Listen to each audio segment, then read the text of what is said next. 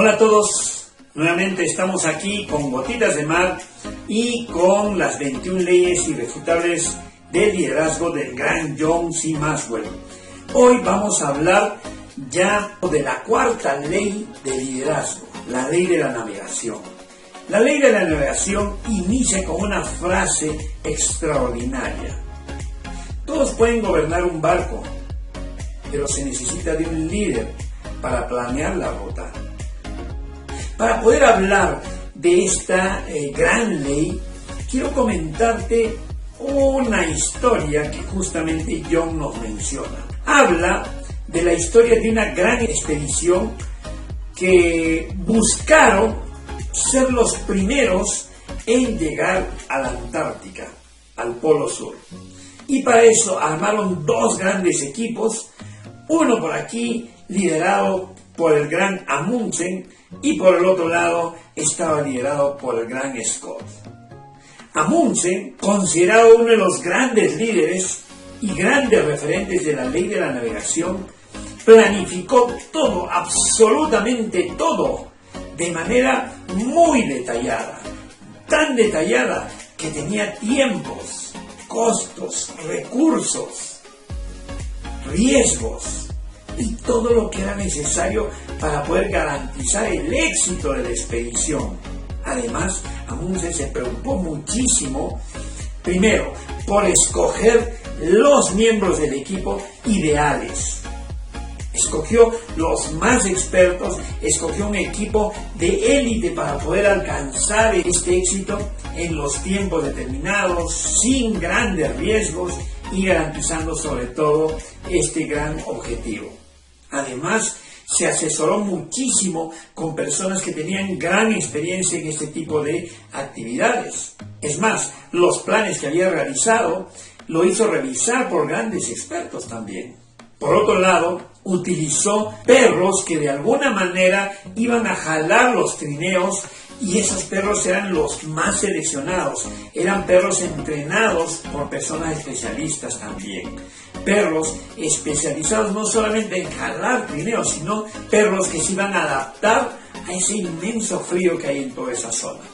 Por otro lado, también llevar alimentos y dejar en ciertas zonas en el camino para que la carga no sea muy pesada para todos los miembros del equipo. Se dedicó muchísimo en dejar tanto alimentos como provisiones necesarias para todo el camino y todo sea con mayor tranquilidad. Por otro lado, Amundsen lo que hizo es estudiar los métodos más adecuados que utilizaban los esquimales, las personas que tenían experiencia en este tipo de proyectos, de viajes, en este tipo de expediciones. Dentro del plan de viaje también tenía algo interesante. Había decidido que solamente iban a viajar o avanzar 6 horas y el resto de horas se iban a dedicar a descansar y de repente a recuperar fuerzas también. Dentro de esas 6 horas se planeaba a recorrer entre 15 a 20 millas, que son aproximadamente un promedio de 32 kilómetros diarios. Ya lo tenía bien programado, por lo tanto, sabiendo el tiempo y sabiendo la distancia que hay de un lugar a otro, ya tenía planificado el tiempo que iba a durar toda la expedición para con su equipo. Uno de los detalles también que le puso bastante énfasis fue en la indumentaria, en los lentes, en todo lo que iba a garantizar y salvaguardar la vida de estas personas. Fueron equipos muy modernos, equipos muy cuidadosos, equipos bien revisados que de alguna manera a él también le daba mucha tranquilidad. Entre otras cosas, finalmente quiero contarte que Amundsen disfrutaba haciendo todo ese plan detallado y cada vez que lo presentaba a todas esas personas que le iban a dar una mirada a este plan, inclusive ya a los miembros del equipo, les daba gran seguridad para que ellos también confíen en él y digan: vamos adelante, sé que lo vamos a lograr. Por otro lado, la antítesis de todo esto era Scott, un oficial retirado de la Marina Británica que probablemente dentro de su plan había o existía cosas muy simples. Para nada se había dedicado a disfrutar, ni menos a hacer como lo hacía Amundsen, Tanto es así que dijo en primera instancia, no vamos a ir con perros, pero vamos a ir con caballos. Y además vamos a ir con trineos motorizados. Obviamente, también él superficialmente estaba viendo la indumentaria. ¿Qué es lo que hizo? Buscó indumentaria muy básica, sin mayores detalles. Es más, las provisiones y la comida para cada uno de los miembros del equipo lo dejaba en cierto tiempo, en cierto espacio, en el camino también, pero al parecer no planificó correctamente las distancias, que en muchos de los casos lamentablemente estaban muy lejos una de la otra y tuvieron que padecer durante el camino. Otro de los detalles que le faltó al gran Scott es de que lamentablemente no expuso su plan, mandó a las personas desde su motivación, les hizo confiar a las personas desde el creer en él, desde su experiencia aparentemente, y obviamente antes de llegar a los pies del Antártico, lamentablemente empezaron a tener los primeros problemas. Los grandes problemas primeros e iniciales fueron la muerte de los caballos, porque no estaban adaptados para ese ambiente. Los trineos con el motor se congelaban, lamentablemente se malograban los trineos. Mucha gente tuvo que cargar hasta 200 libras de tanto equipaje. Estamos hablando de un promedio de 90 kilogramos, más el esfuerzo de ir caminando en todo ese espacio. Los lentes no eran muy adecuados, muchos de ellos tuvieron problemas a la vista. Siguieron avanzando y lamentablemente no sabía cuánto tiempo durante el día tenían que caminar.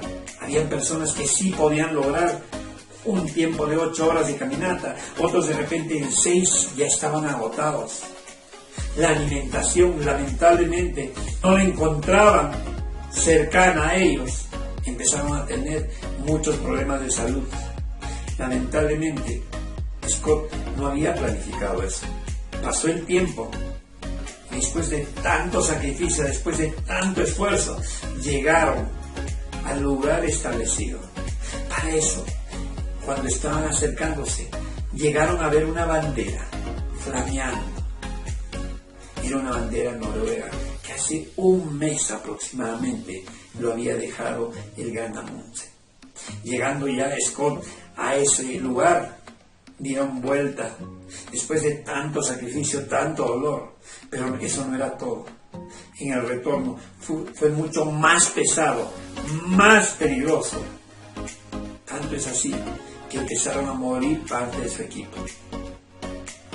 Y además, mira lo que había hecho Scott. Había llevado una persona más y que no estaba dentro del plan.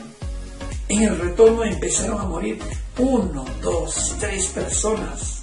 Y de pronto, lamentablemente, empezaron a tener mucho más problemas. Y al retorno, todavía tuvo la osadía de pedir que recojan restos geológicos, sobrecargando el peso de cada uno de los miembros de su equipo y dañando su integridad física también de ellos. Lamentablemente, siguieron muriendo muchos de ellos. Ahora sabemos que de repente ese esfuerzo que él decía, inclusive ese aliento que él daba a los demás, era muy positivo, era un gran motivador, tenía la fuerza necesaria, tenía el ímpetu, pero lamentablemente no tenía el liderazgo. Ahora sabemos también toda esa historia, porque muchos de ellos iban haciendo anotaciones en el camino, contando la historia de todo lo que pasaba. Lamentablemente, ellos no llegaron a casa porque todos murieron. Sí, efectivamente, todos murieron porque además les dio la enfermedad del escorbuto, el frío intenso, el calor también, la falta de alimentos, no había agua. Y fueron muriendo en el camino. Y, reitero, Scott era un gran ser humano, con gran fuerza, con gran ímpetu, con gran motivación, pero no era un gran líder. Dijo incluso en una de sus frases, moriremos como caballeros. Y un líder no dice eso. Un líder se preocupa por su equipo. Un líder se ocupa por ellos. Un líder prevé lo que necesita su equipo. un líder no lo arriesga y lo lleva a la muerte a su equipo. Cualquiera puede gobernar un barco, pero no todos pueden planear la ruta del éxito del barco. Un líder necesita priorizar las necesidades del equipo por encima de sus necesidades personales. Y eso no lo estaba haciendo Scott. Scott, al parecer, se había enfocado a ser el primero, se había enfocado a lo que él deseaba y no se había enfocado a las necesidades de su gran equipo. Un líder, obviamente, visiona el éxito, visiona el camino, prevé inclusive todas las situaciones posibles de dificultades en el camino. Un líder tiene visión, proyección. Algo muy grande que nos enseñó Amundsen es de que un líder necesita controlar el camino, necesita controlar el plan y no que el camino controle al líder del equipo. Creo que son dos casos muy enfáticos en las cuales se ve claramente que Amundsen, por un lado, controlaba el plan, controlaba el camino. Por otro lado, Scott estaba siendo controlado por las circunstancias, por el camino y también por su falta de liderazgo. Amundsen nos demostraba que el líder ve antes que los demás, ve mejor que los demás y ve a futuro respecto a los demás. Un líder ve más allá que los demás, ve mejor que los demás y ve antes que los demás. Porque para eso es líder, para eso es líder. Comentaba con una persona que un líder definitivamente necesita adjuntar a su plan de ruta un plan de riesgos y oportunidades. Definitivamente. Si bien por un lado tiene ese plan donde establece sus fortalezas y sus debilidades, recuérdate esto. Establecer tus fortalezas y debilidades te va a permitir saber quién eres. Y cuando tú anexas un plan de oportunidades y además de riesgos, definitivamente tu plan tiene mayor posibilidad de alcanzar el éxito.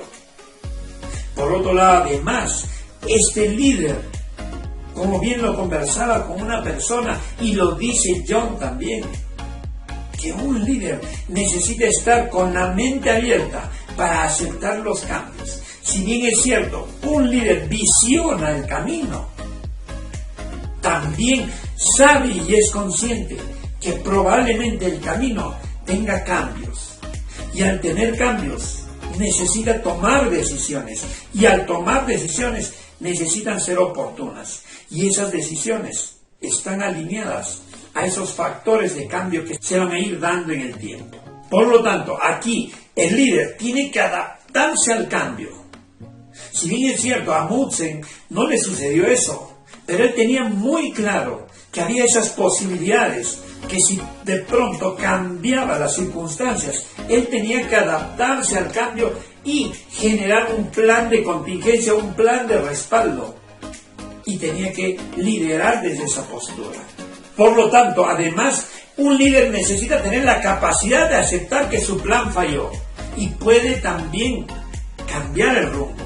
Si no, pregúntale al capitán del Titanic, que no tuvo la capacidad de aceptar que su plan o su camino o su ruta no andaba bien. Ahora hablemos de 4 procesos de la navegación. 4 procesos que nos hablan de la importancia de cumplir ciertas pautas para liderar en este proceso de navegación. 1. Los navegantes se benefician de las experiencias pasadas. Sin embargo, ojo ahí, las experiencias pasadas definitivamente son muy importantes, trascendentales. Todo lo que viene atrás es trascendental. Sin embargo, no es determinante para tu presente y menos para tu futuro. Recuérdate, el ver atrás es como cuando tú manejas un auto. Tienes el espejo retrovisor y solamente de rato en rato vas visualizando para saber qué sucede atrás, pero no manejas viendo todo el tiempo el pasado o el retrovisor. Segundo, los navegantes visualizan, examinan las condiciones para tomar decisiones y compromisos. Me hace recordar mucho los proyectos que muchas veces me lancé. Pero antes de lanzarme, siempre miré al detalle qué era lo que teníamos al frente, a qué retos me estaba exponiendo. Algo muy importante también era con qué equipo estaba contando, con qué equipo iba a entrar a la cancha. Siempre tuve presente que esa evaluación de las condiciones y la adquisición de los compromisos era como una mirada previa a lo que yo tenía, a lo que yo quería, a lo que el proyecto me pedía, a lo que la gente podía, a lo que contábamos, para luego decir si voy o no voy, si vamos o no vamos, si lo hacemos o no lo hacemos. Los navegantes escuchan lo que otros dicen. Mira, Amundsen claramente nos dice: oye, necesito escuchar y tener una mirada de personas expertas en este tipo de expediciones. Él tenía muy claro que es muy importante la idea y el apoyo del entorno que tanto conoce. De repente él no podía ver algo que otros sí podían ver.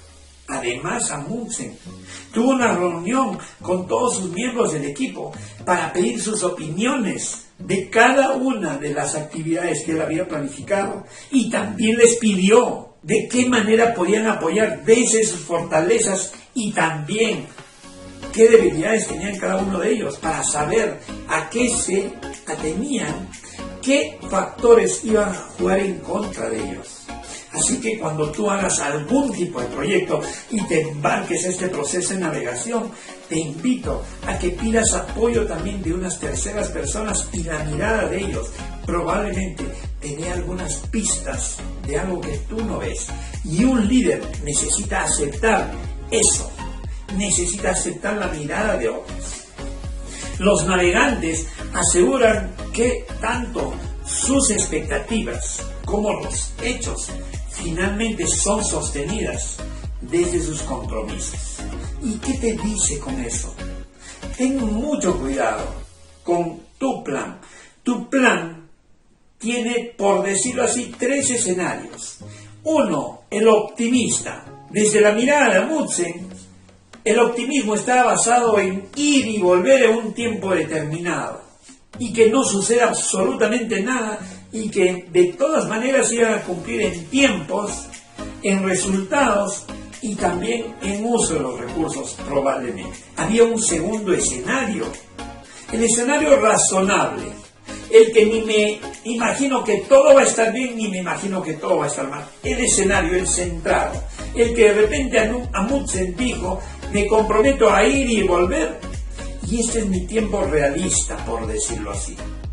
Y el tercer escenario, Amundsen también dijo: ojo ahí, ten cuidado, si suceden estas cosas probablemente me retrase más tiempo, probablemente gaste más, probablemente tenga mayores dificultades y gaste mayores recursos.